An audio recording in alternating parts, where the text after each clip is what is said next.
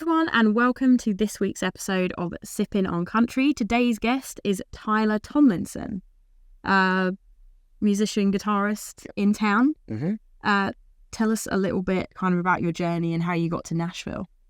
Yeah, I've been here since 2013, so like 11 and a half years. Moved in February of 2013, and I'm from South Georgia.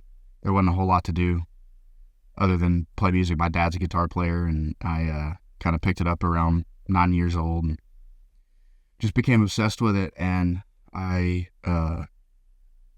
learned all growing up. And then when I graduated high school, my dad started telling me, if you want to do this thing professionally or for a career, you should move to Nashville. And I was like, no, I'm not doing that. I'm in a hardcore band and I want to ride this thing to the top. And the hardcore band was amazing and had great times, but I was playing country gigs on the side for my job. That's all I really ever did after graduating high school. And I was playing in bars with a buddy or two, and he just kind of called me out of nowhere and said, hey, I'm meeting a bunch of people in Nashville, and you can't really make good on your connections there till you move there. So I'm thinking about moving, and if I do you want to go with me? And it was like, that yes just came out. So then I got done off from that conversation and hung up the phone. I was like, well, I guess I'm moving to Nashville now. And about a year later, we just packed up and came. And I never knew anybody before the day I moved here. I never visited or came to check it out. That was it. So that was you it, literally yeah. packed up, moved, and were like, well, if I don't like it, then... Yeah, I mean, I didn't really even think of it. If I didn't like it, I'll just move back home. It was like, okay, this is what I'm doing now. Yeah. It just made sense. I mean, for what you were doing and playing, it was kind of the next step, really. I guess it would either be that or LA. But I feel like for musicians and that sort of stuff, it's, Nashville really is the pinnacle for where you want to be. So totally. Yeah. Yeah. And it was the greatest move ever too. I feel like this feels more like home than home does now. I've met all my best friends here. And the life that I've got here is this just makes sense now. Even if music wasn't a thing anymore, I'd probably still be here just because Nashville is home right now.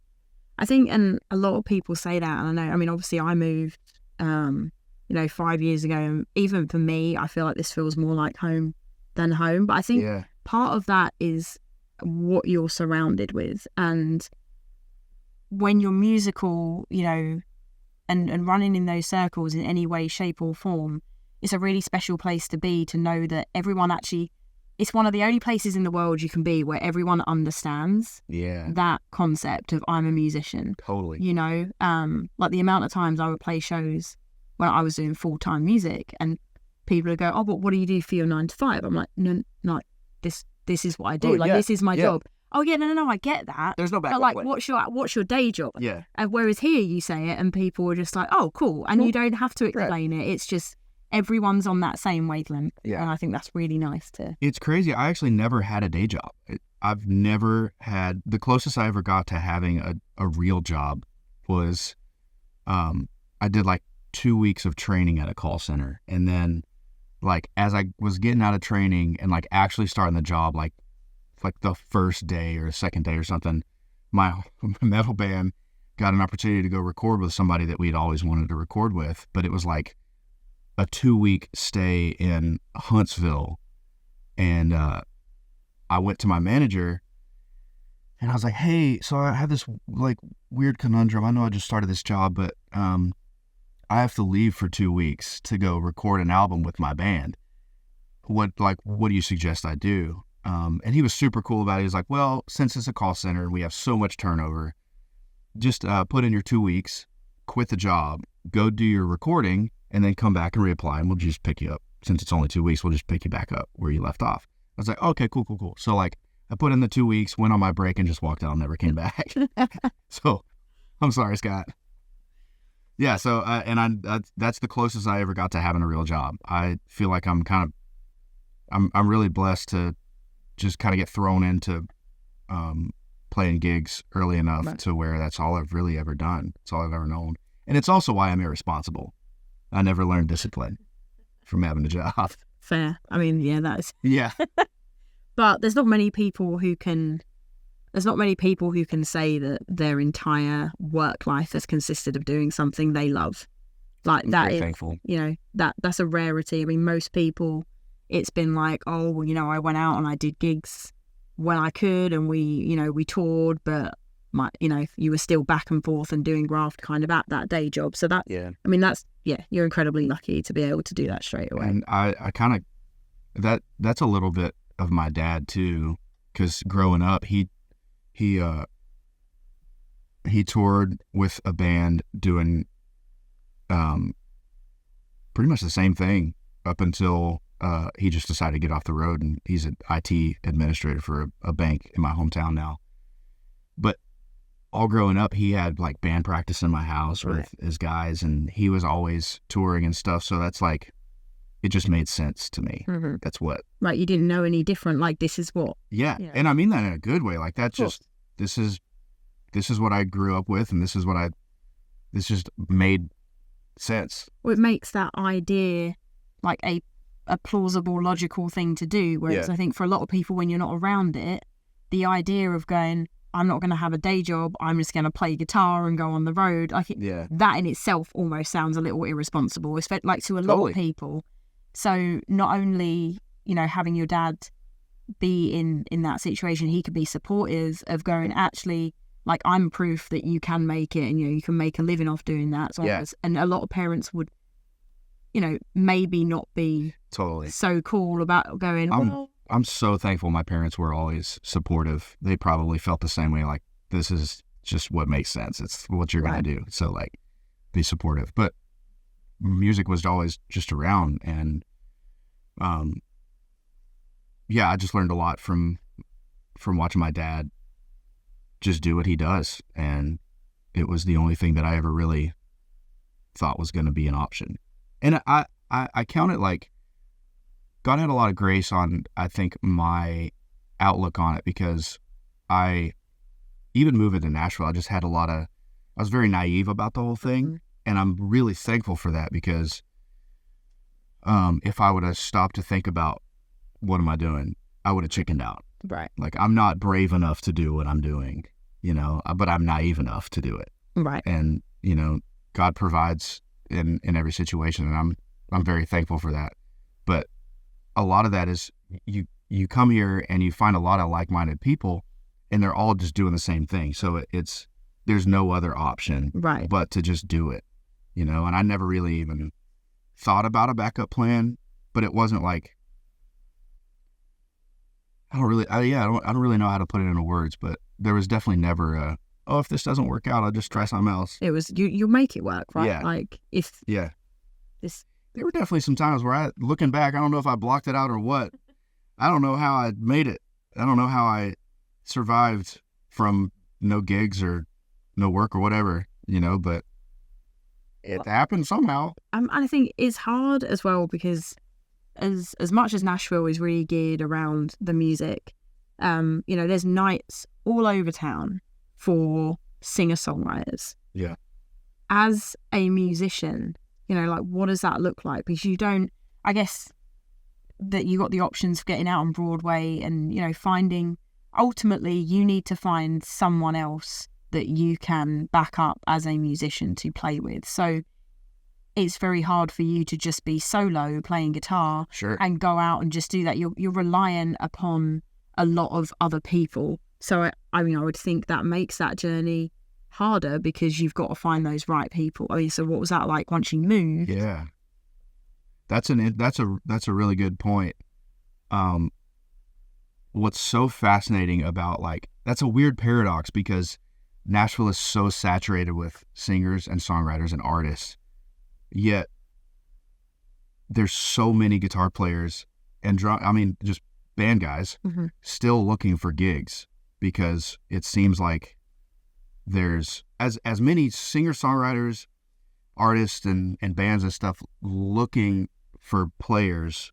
There's probably triple that of players looking to get with.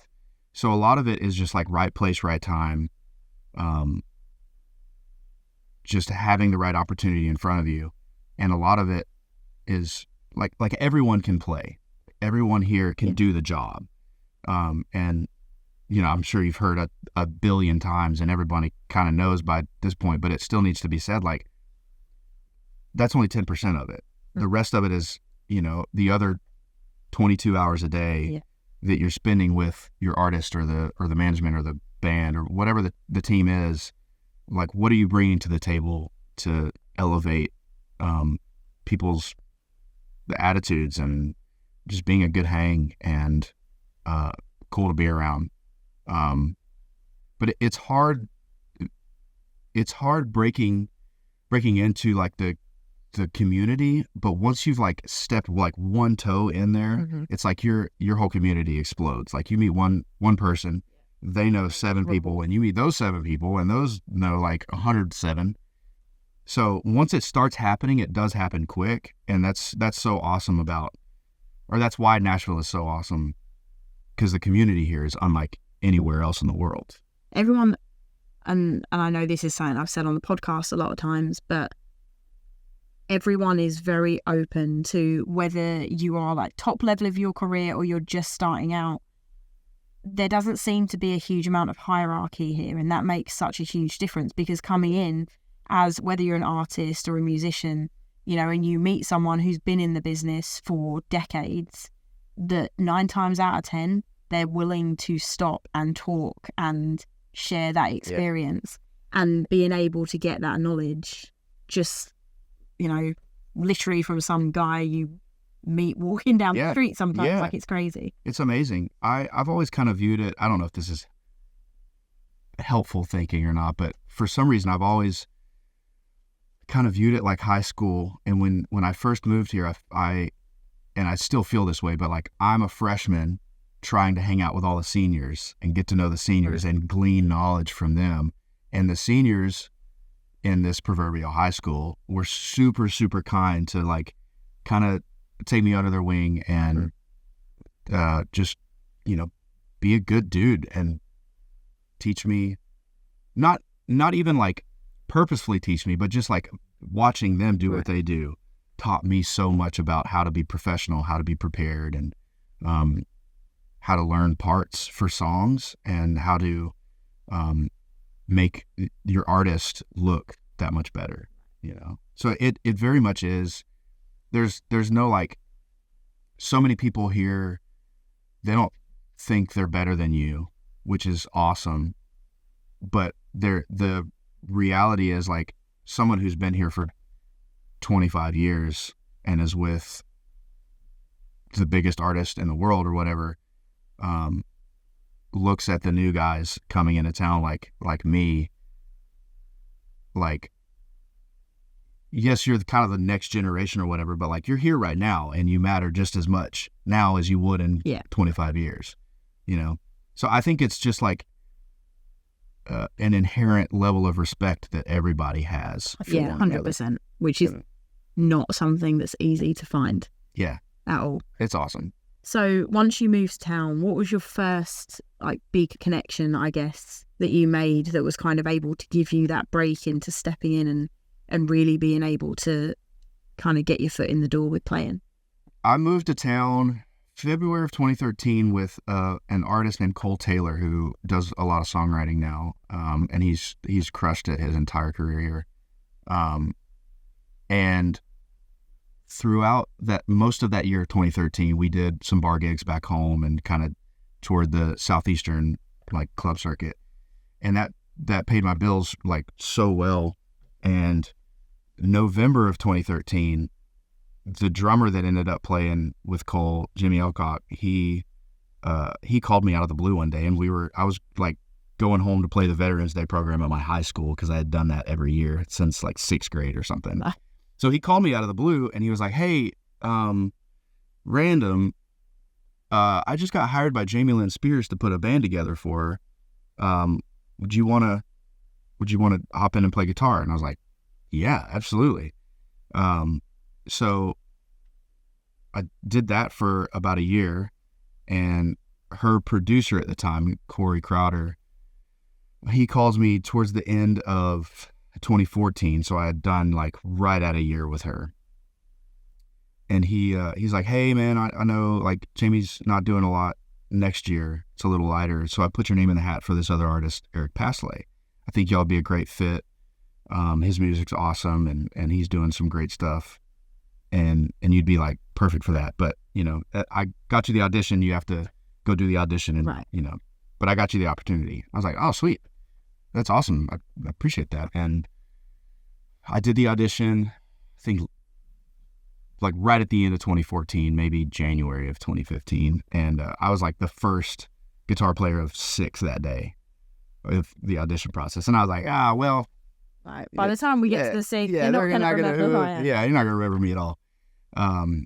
But I ended up getting it. I'm super thankful. I was with him for 2 years. And that was like kind of boot camp for learning how to tour professionally. Right. Because he was doing a lot of stuff there, and he's still, I mean, he's out and about a lot. So and he is one of the best guys in town, like absolutely salt of the earth, amazing songwriter, amazing singer. Like there's nothing that he does that is not top tier.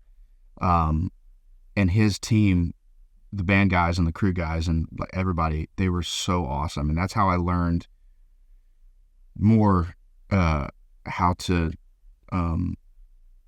be professional and how to even gear. Like I learned so much about having pro gear and stuff that's reliable and that sounds good for an artist's music. So that was sort of like 2 years of boot camp for learning how to tour professionally. Because there's a big difference between, you know, rocking up and playing local shows to being on the road and like all these different venues, obviously knowing what's going to be right for. Yeah, it was, I think that was really the first time, well, I guess I did feel it a lot with Jamie about feeling the pressure to get things right. Right. And that's a huge thing, which I honestly, I love the pressure because it feels like people around you care about what's going on. 100%. You know, it was never really a thing where like, just kind of do your own thing, man, you know. Right. Like, no, like this needs to be. Yeah, it needs to be right. They put time and effort and money into getting the record right. And that's what people buy and listen to. So when they come see a show and it's nowhere near what they are used to hearing on the radio, or it doesn't reflect badly on you. It reflects on them. Like, no one's really looking at the backing band. Like people are buying a ticket, they're buying a ticket to see the artist. Right. So everything that you do all of a sudden has that impact on the artist, which is And I find that fascinating. Like that's part of the fun for me, is to feel the pressure to get things right. And it's not like not necessarily in like a neurotic way that's like, if I don't get it right, like I'm going to spiral into nothing, you know, you have to have a right perspective on it, but it's like a friendly challenge to myself to get it right tonight and better tomorrow, right? You know? But yeah, the first 3 years of touring here were, looking back, like so much like boot camp to get sort of inundated with being a professional in a touring sense. And that also, what was huge for me the first few years was playing festivals. Mm-hmm. And we were playing early slots, but playing festivals is like the biggest way to gain community in the touring world, as a hired gun at least, because you're on the bill with 7 to 10 other bands depending on how big the festival is, and if you're intentional enough to go meet other players and become friends with them, that can be hugely beneficial to you gaining community. And now you have a support group of people who are doing the same thing as you, right? And they want to see you win, and you want to see them win, and now like you're all just championing each other, and rising tide raises all ships. So if they, for example, if I meet a guitar player in a band like 2 slots after me, like if I'm playing a 2 p.m. slot and someone's playing, I don't know, 5:30 slot, and I meet the guitar player and I'm becoming friends with him, and then all of a sudden he gets a bigger gig. Now he's with the headliner, And he's like, oh, well, I need somebody to replace me. I'll put your name in the hat to replace. All of us are. Yeah. It's very much this like rolling tide thing. I don't know what the analogy would be, but it's definitely, it sort of links on this chain where as this link goes up, the next one comes up to the next one, So it's awesome. And then I started playing with Seth Ennis in 2017, who's one of my best friends from around my hometown. And we always kind of like said to each other, like when it made sense, I'd leave whoever I was with to play guitar for you, and we'd ride this thing into the sunset. And he's still one of my best friends, and he is crushing it right now. He writes a bunch of the Band Camino stuff, and he's just got an incredible mind for pop music and just any music, honestly. So, and that was an amazing year too. And that's where we met. We came over to C2C. So you were actually able with him to tour outside of the US, and that was your first time touring outside the US. Overseas, yeah. With Eric, we did some Canada stuff, and we did the FGL cruise in 2015, which technically took us to Mexico, but I don't know if I count that or not. Yeah, I don't know.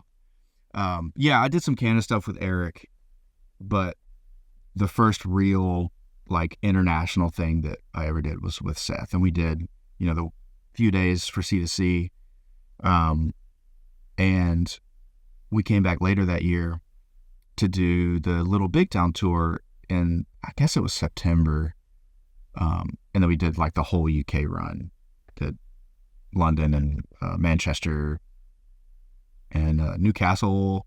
There's a few others and I was just like obsessed and walked around as much as I could. Of course, all the history, I love it. Anyway, yeah. I mean that's a big thing though, being able to take like again this career path that you love, and then being able to do that in an entirely different continent. Like crazy. That's wild. It was awesome. Like, and a lot of people don't get. I mean, like we say, Nashville is saturated, and a lot of people don't get the opportunity to even get on the road, let alone be able to come out and then fly and tour internationally. It was awesome, and those were some of the best times because I was with my best friends. Right.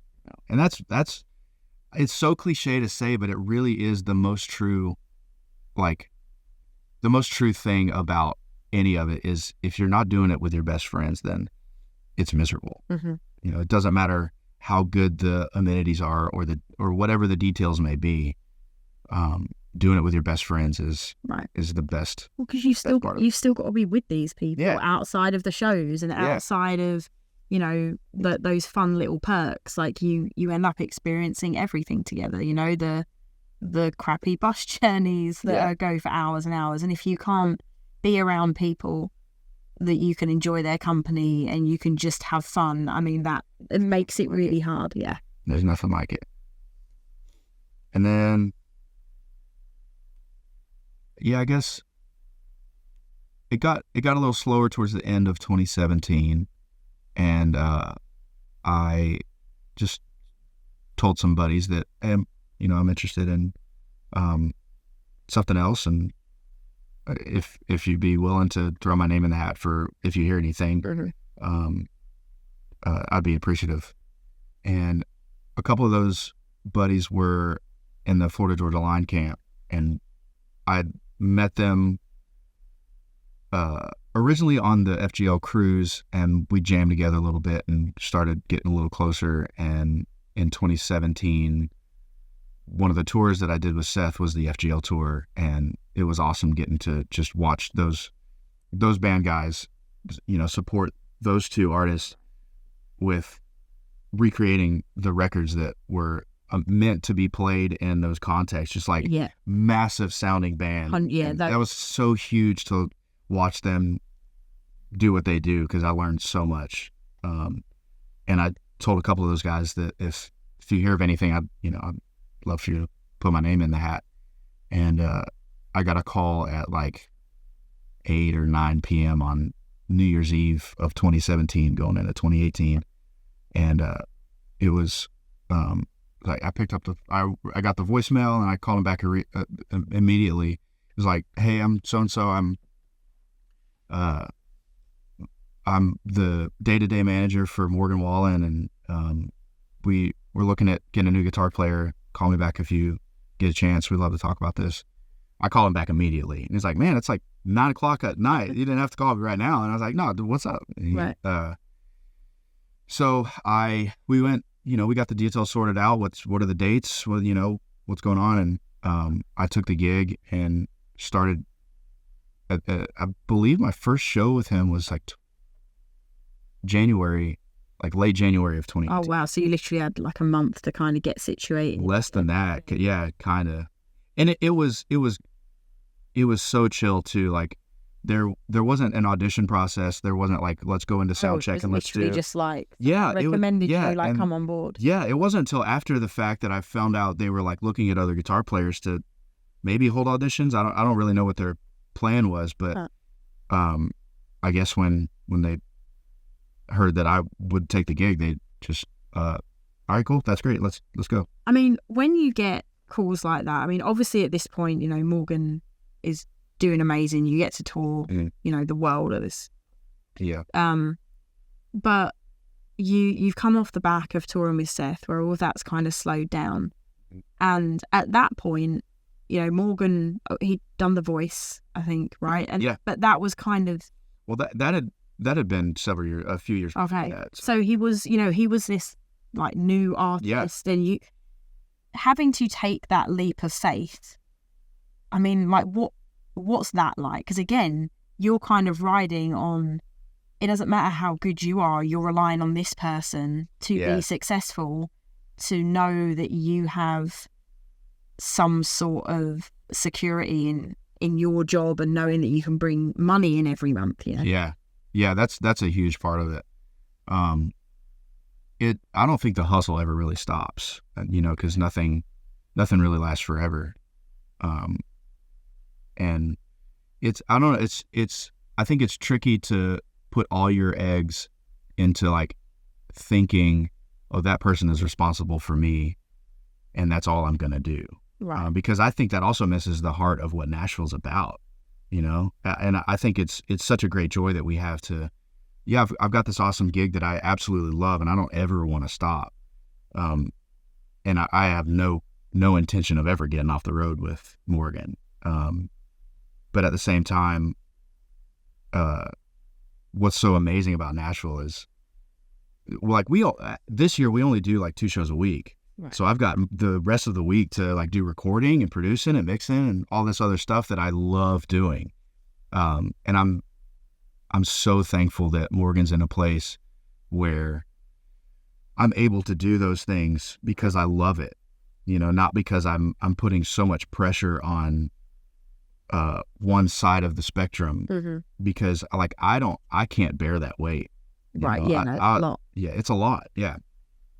But now I can do all of those things because I love doing them, and God's given me a great opportunity to, if it's a Monday or Tuesday or Wednesday, all right, cool, I'll hit some tracks at home and then have bus call later that night and then go play some shows with my best friends, come back the next week and kind of do it all over again.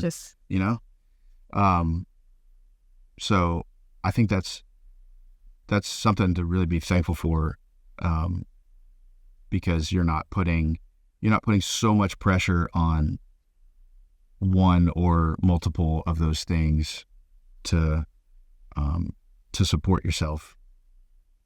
And that's really common here too. There's so many streams of income that, right.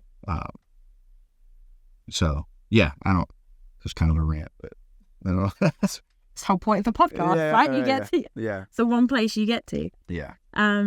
So how have you found it being on the road? Like, as I feel like the guitarists, if anyone's noticing people in the band, you get to come out up front at parts of the show, you get to do your solos. And so I feel like people get to know you a little more. But how has that been for you in like the growth of Morgan's success, kind of translating in how that's kind of affected you and I guess what you're able to do from the back of that. Does that make sense? Yeah, absolutely. It's gotten me other work too. Like people will send me tracks to play on because, they've seen that I'm with Morgan and, that's a sound that a lot of people are chasing right now. And I don't record on Morgan's albums, but I've learned a lot from getting the tracks to learn. And it's like a masterclass of like how to produce, how to layer guitar parts or even how to mix. So there's been a lot of younger artists that will message me on Instagram or text or whatever, and they're like needing guitar on their demos or their productions. So I'm very thankful to be in a position to be able to kind of leverage being able to play those songs and learning from that to put guitar parts on other songs. Right. And you still, again, it's just like another step in you being able to continually do what you love doing. Yeah. And so Morgan at this point has worked with a lot of people. You've had the opportunity to play with Post Malone, and he's done a lot of stuff with Hardy as well. Tell us a little bit about Hardy stuff, because I know you kind of had some cool experiences with that. It's pretty much the same family around Hardy as it is with Morgan, and it's been awesome to see Hardy's growth from being just a songwriter into being like this crazy awesome like country, metal, rock, even like pop and rap elements too. And I've recorded on a few demos for him, and there was a song that came out on this most recent record of his called Rockstar, and I played a couple of solos on the demo for that. And we were at a show like last year sometime, and his producer just kind of like nonchalantly kind of walking by, and he goes, "Oh, hey man, I kept your solos on Rockstar." I was like, "You can't say that to me. Like, what am I supposed to? That's awesome. And so I'm just like screaming on the inside that they kept something that. And you got to be super chill with it. Yeah, I'm just like, oh yeah, right. Cool, man, yeah, sweet. But in the inside, I'm like, what? So, that was huge for me, because that gave me, a lot of validity to like, okay, guess I'm doing the right, like the thing I'm supposed to be doing, and they liked it enough to keep it. So I'm so thankful for that. And we've our band, Morgan's band, has backed Hardy. I guess it was just once. We filled in for an ACM honors. We were like the ACM Lifting Lives concert last year in Vegas, or Texas or something. Hardy ended up being the headliner, so we learned a few Hardy songs and were his band for the night. And that was awesome, because that was so different. The music is so different. You get to release a little more of that rock side again. Yeah. Down-tuned guitars and heavy distortion. It was great. It was fun. And it was awesome to... Hardy's like always kind of done one or two songs with us if he's on a show with us. And that's just like a little taste, but it was nice to do a full set. And it was heavy. It was great. Yeah, it was awesome. I love that dude to death. So, also speaking about ACMs, you also played when they did the ACM. It was the ACMs. They did the tribute. Was it the ACMs? The tribute to Joe Diffie. Oh, Joe Diffie. The CMAs last year. Oh, it was the CMAs. Yeah. Too many. There's so many. I know, right? So the Joe Diffie tribute, which was it was Morgan, Hardy, and Post. Yeah. It was John Deere Green and Pickup Man, and it was they're kind of medleyed together, and I don't even know what to say about it. It was awesome. Post was like the nicest dude, and he was so nice that he makes you want to be nicer to other people. It was infectious. It was awesome. What's that whole process like for you? Like, obviously the artists, again, there's that, the artists are at the forefront of the performance, but for you and the rest of the band, being backstage, waiting to get out, and obviously it's a lot different to a normal live show, because this is now stuff that's being recorded. There's a lot more boxes, I guess, that need to be ticked for recorded like TV performances. I mean, how does that? Yeah, totally. It was really easy. All the people that handle those shows are so pro, and they know exactly what is going to work and what isn't going to work within seconds of seeing something. So it's easy to communicate, it's easy because they communicate with you, right? On like blocking, if you need to stand here, but like don't cut, go past this line or something, But those are all simple things. What was so awesome about it is,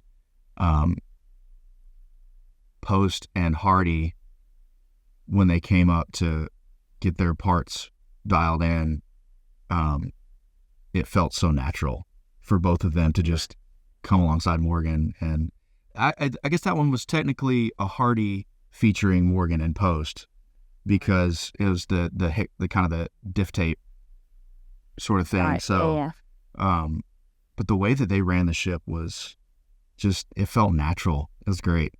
But the pressure on that was pretty high too, because not only am I not playing a Morgan song, which I know really well, you're playing two classic songs. Right. Everyone knows. Everyone knows. Heart. Yeah. And I mean, you make one wrong thing. That's one of the very 40 million people know you suck. Right. I mean, I feel like 9 times out of 10, if you're playing stuff live and something goes wrong, most people aren't necessarily looking for it, right? Especially in the newer stuff. But when you have the classic, because the guitar parts and those melodies, even when there's no lyrics, people are still humming along, and so something goes wrong, and you're like, oh shit. Yeah. I definitely, there was some jitters for sure, and I feel like it went really well, but I was definitely like, breathe. Okay, here's the solo. All right, don't suck, don't mess it up. And it was also this weird like meta moment of like, okay, I'm playing a Brent Mason solo next to Post Malone, which was like, you would think is so polar opposite of each other, but I was blown away by like how well studied Post is. I've heard a lot of really good things. Amazing. I think if someone had said a few years ago, hey, Post Malone's going to be country, I think everyone would have been like, we would have laughed in your face, right? But to this day, since that was really the first step into it. Yeah. I've not heard a single person say, he doesn't belong, or like, yeah, he's all right, but he shouldn't be. Like, everyone has been like, this guy loves it and he knows his stuff. He knows so much music. Which is, I think is really nice. Like, it's hard because visually, and that's probably a big thing, like visually for him, he doesn't sit in country music. Yeah. And it shouldn't make a difference.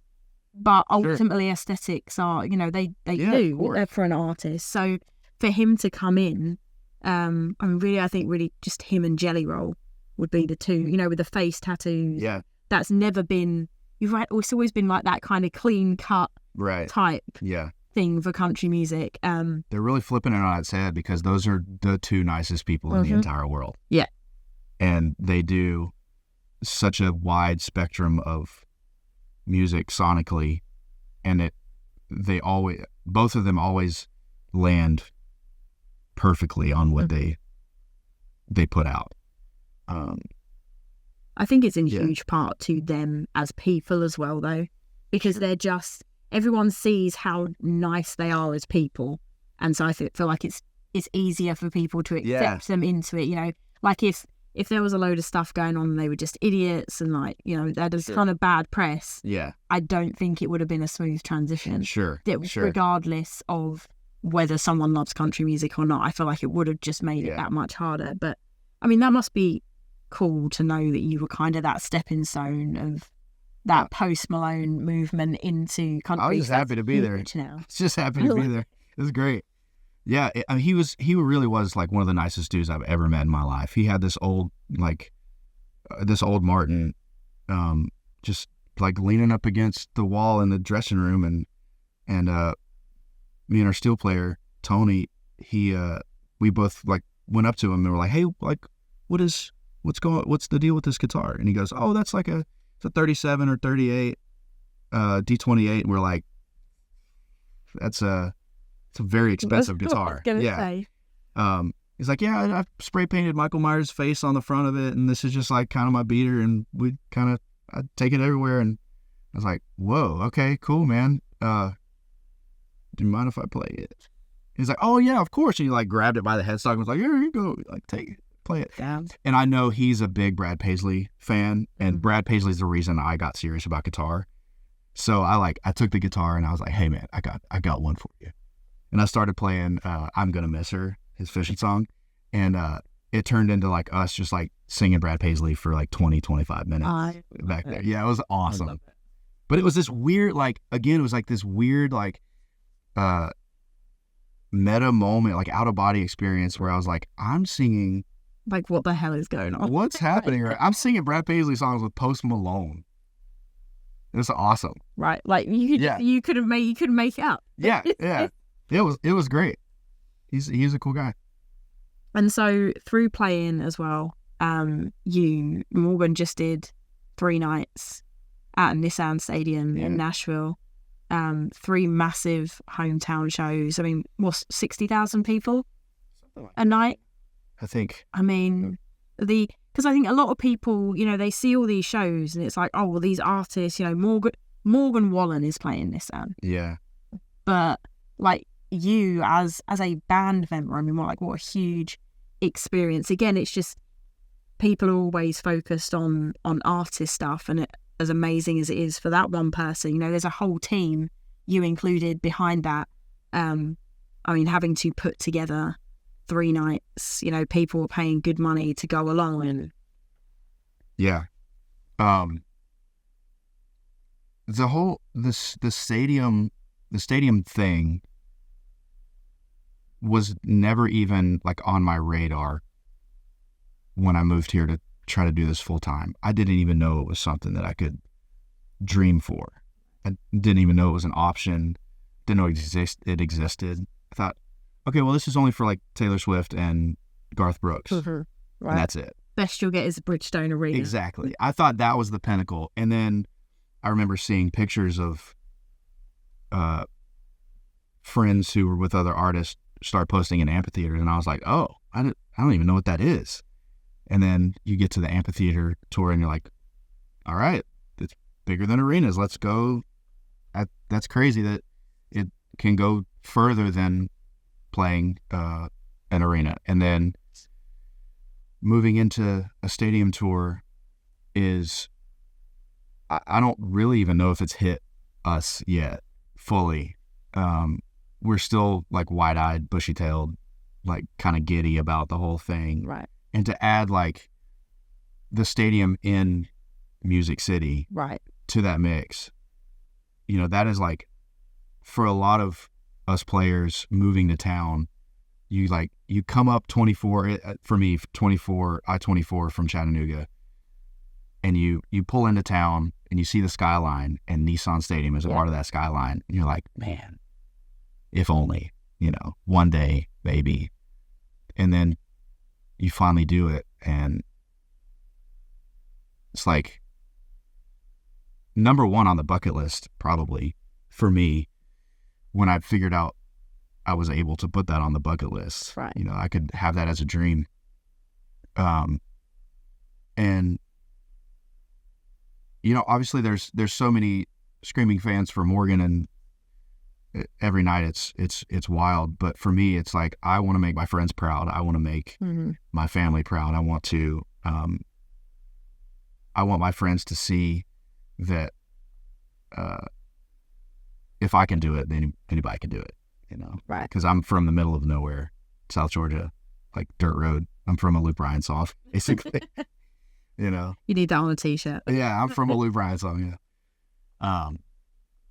Yeah. I mean, I was one of, really nobody ever leaves my hometown, because it's so many farmers that take over family businesses. Right. So people, and I think that's amazing. Through. But I just know that if I can do it, then there's like there's nobody that can't, because it's not easy to make. It's not easy to make something of yourself in general, and a lot of it is all of it is out of my control, really. I think to a degree, to an element, you're downplaying. Well, at the end of the day, it's not like you just rolled up to Nashville one day and was like, oh, I should probably move here because of guitar. Yeah. You've literally spent your entire life putting the effort in, and to put as much work in as you have to be at the level that you have. That doesn't just happen because you got lucky. It happens because you worked your butt off to do it. And I think don't downplay that. You've done a lot. I strongly believe that people make their own luck. Yes, there is an element, especially in this town, of being in the right place at the right time. But like you were saying about, being on these festival bills when you're like the first or second person that's playing, is absolutely everyone could then hang around backstage and introduce themselves to these other players. Absolutely everyone does not do that, right? It's like that's one step. And then you have the element of just you being you, because it doesn't matter. Totally. It doesn't matter how much you go out of your way to be in front of people. If people don't like you, or you don't have the sort of personality that people want to spend like a lot of time around you, it's not going to work either. And so that is something that only you can bring to the table. Totally. I thanks for saying that. I do agree that like you can't force yourself into being somebody you're not, and that's something that I've had to just kind of like, well, I am who I am. And, if that stops me from getting certain opportunities, then I have to just be okay with that. And that's been a process of, coming to peace with that. If my career doesn't look like what I always thought it would, all that means is like, it's going to look the way it should. Mm-hmm. My career is going to be exactly what, God has for me, because I'm not in control of it. All I can do is like, I have the responsibility to like steward my gifts well and steward my opportunities well. And that's really all I can do. And I've always been kind of introverted and shy, but coming to Nashville has like kind of taught me like, that doesn't have to mean that I isolate. Right. I'm still introverted and shy, but for someone to isolate is very damaging, I think, mentally. And I think a lot of the behaviours as well that come with being introverted are learned behaviours, which means that there's no reason that you can't unlearn them. And, you find other ways to be able to be there and be present without shutting yourself away and going, actually, like, I kind of just want to do this. Like there are always ways around it. And I think that's interesting to me as well, because I think a lot of musicians and a lot of people in the industry, I feel like naturally fall into like that introvert side of things. Yeah, it's weird how that works, right? It's wild because you've got people, like you're going out on stage to thousands of people every night. No one in that audience is like, oh, I bet he just doesn't want to be around. Yeah, he's just he's a little too introverted for me. I think I'm gonna go see a different show. Right. Yeah, that's a really good point, and that's something I do think about quite often. When I step out on stage, it's a little bit like theater, right? Like there's aspects of our personalities that don't really come out until we're on stage, because like context is so huge for behaviors. And I think on stage, I'm able to let sort of like that character kind of come out. Right, so you're not you. Yeah. And no one's, again, in that same vein that everyone goes to see Morgan, they're not coming to see you play, that you don't have to be you. Right. Because no one knows what you're like when you're off stage, really. Yeah. The handful of people that are at those shows that are friends. Right. But for the most part, you can just play this caricature version of yourself.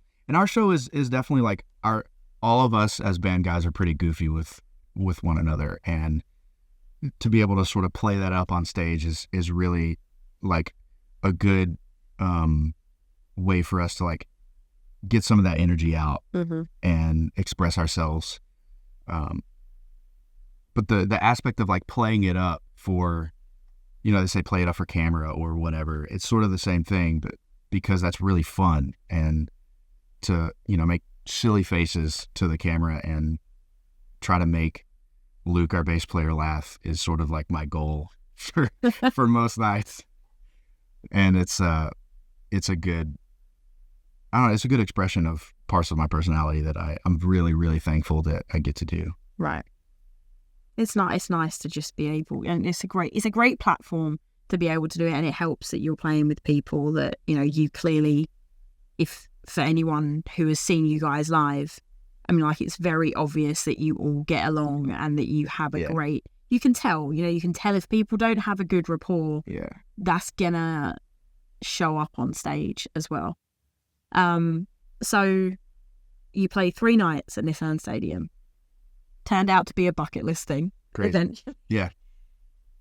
Even wilder is Morgan just announced 2 nights at the Tennessee Stadium in Knoxville. Yeah. I mean, you're going from, what's that, 100,000 people there? UT? Yeah. I think the official capacity is like 110 or 115. Wow. They just did some expansions. Just when you think you can't get bigger than Nissan, to then... Crazy. I didn't know until it was announced that nobody's ever done 2 nights there. Or I guess country. Yeah, no country artist ever done 2 nights there. And again, it's like this weird thing that I guess hasn't really hit us, because in so many ways it's still just like every other show we've played. Which, and in a way, I mean, it will be once you're on that stage, right? You're still going through the motions. And I mean that in a good way. Yeah, it's like, of course. We're just doing the same thing we've done every night for 6 years for me. And that's because we're so close as a family. Like, we're just going out and we're essentially just like being friends on stage, right? And then this moment hits you, like when the lights come up and there's like 70,000 people there. It's like, oh, this is not quite like every other show we've played. So yeah, I mean, that's a good reminder for me to really be able to breathe and soak it in, because I never want to get jaded or complacent, and I think waking up and just being thankful for the small things in your life is what keeps me from becoming cynical or just like being, oh, well, this really is just another day. Right. When in reality, it's like, it's not, it's today. It's you have the responsibility to wake up and let gratitude like fight all of those other feelings away. And I'm really, really happy that everyone in our band and our crew, we do talk about things like that a lot, where it's like, okay, we're going to play 2 nights at Nissan Stadium, and that's something to be thankful for, but I'm also like really thankful for coffee. And right. It's like years and years, like thousands and thousands of years ago, somebody thought to like make a delicious bean juice, and I'm really thankful for that. That sounds awful. When well, yeah. Bean juice. Yes, bean juice.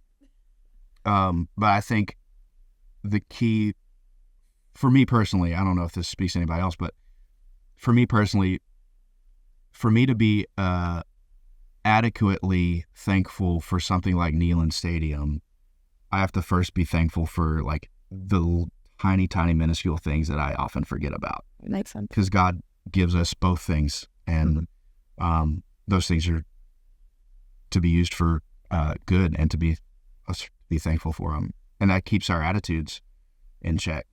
Because it's so easy for us, because things are so monotonous on the road. It's so easy to be like, well, it's whatever, today's just whatever. It's just another day doing the same. Yeah. And that's that's a slippery slope to a really dark place. Right. And I've been there, and it's not fun. So being consciously thankful of the smallest things daily is really good for me to stay like mentally, emotionally, and spiritually sort of brighter. I love that. Yeah. No, I think that's a very good point. And I think that is important for sure. Yeah. So I know you said earlier that, you have no plans to leave the Morgan camp. You'll be... We're trying not to get fired too. Go through till the end. But, outside of that, just, do you want to be playing on more records? Yeah. Is it kind of a goal to do more studio stuff, like with the Hardy record, and actually have a goal to be like, I want to be on these recorded tracks that are being put out. Like I want to be able to. Yeah, that's a huge goal for me. And that's just a different, for the most part, a very different peer group that's really hard to break into. And that's just is what it is. Those guys are so good at what they do, and it's just a completely different skill set that is tough to shift your brain into not just regurgitating parts, but like being creative and getting cool sounds that fit into a record in a certain sonic space. And it's just a very different skill set that some of it is learned and some of it you can't learn it. Well, I think there's an element of anything creative, you have that baseline of natural ability there. That if you don't have that as your baseline, I feel like there's a limit as to what you can learn on top of that, Totally. So which is cool, because it means everyone is bringing something a little bit different, because everyone's creative mind works a little different. So what you can bring to the table will always be unique. Yeah, I'm just really thankful to have any opportunity, because I love sitting at my desk and recording guitar or bass or whatever it may be. So what we're saying is that for anyone listening to this that is looking to record, they just need to get in touch with you so you can sit and record all the guitar parts. Yes. There we go. Absolutely. Yeah. I love doing it. He'll do it for free. No. No free. Yeah. No free. Yeah. It's a good time though. I love being able to, I love playing Morgan's music so much, and it excites me about playing guitar. And then when I get home, I'm excited to record something that is completely different. I love that. Yeah. And that also just shows that you are where you should be, Yeah. Because I think in the same way you were saying about being grateful for stuff, I think it's also easy to then kind of lose the excitement for it, because for that same principle of, oh, well, we're playing another stadium tomorrow. Yeah. Well, I just did this last night. Yeah. And to just, to know that every day you wake up, that you are excited about your job is something that very few people get to experience. Yeah. I never want to take any of it for granted, because I know there's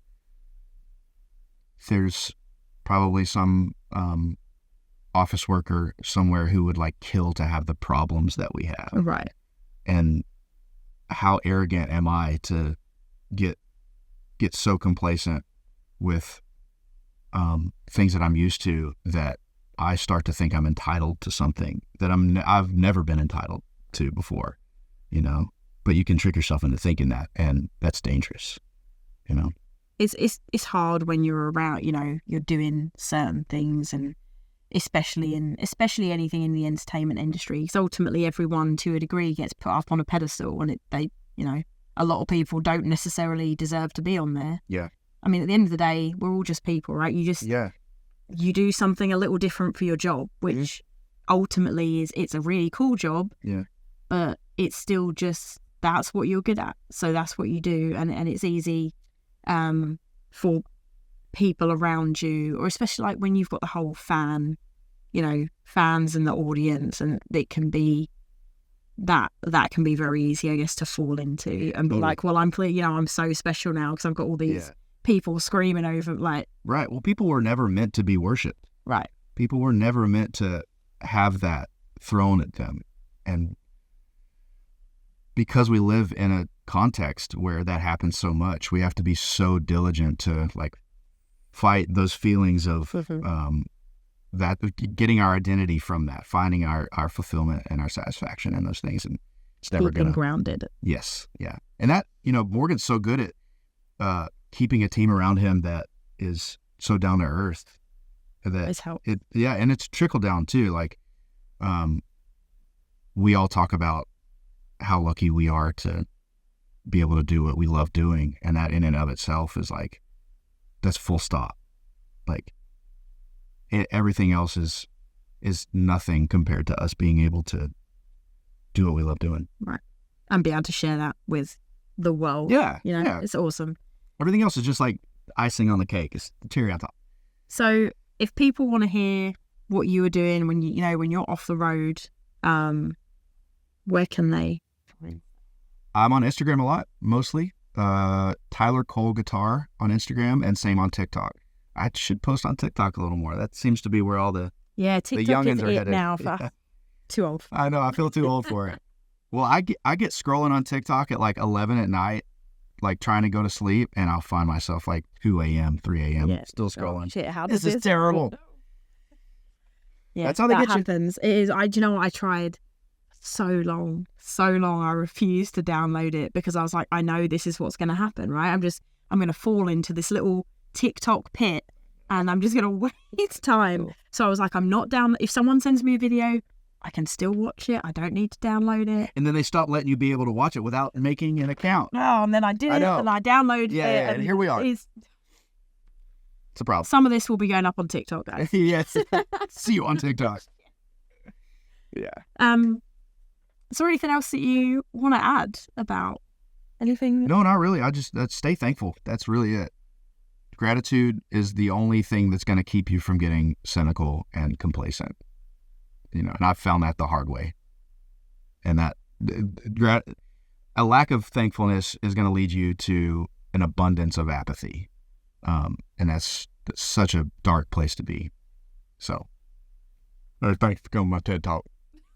I love it. All right. Well, thank you so much. This was awesome. Guys, we're going to be back next week with another episode of Sippin' on Country. But for now, Tyler Tomlinson, thank you so much. Thank you.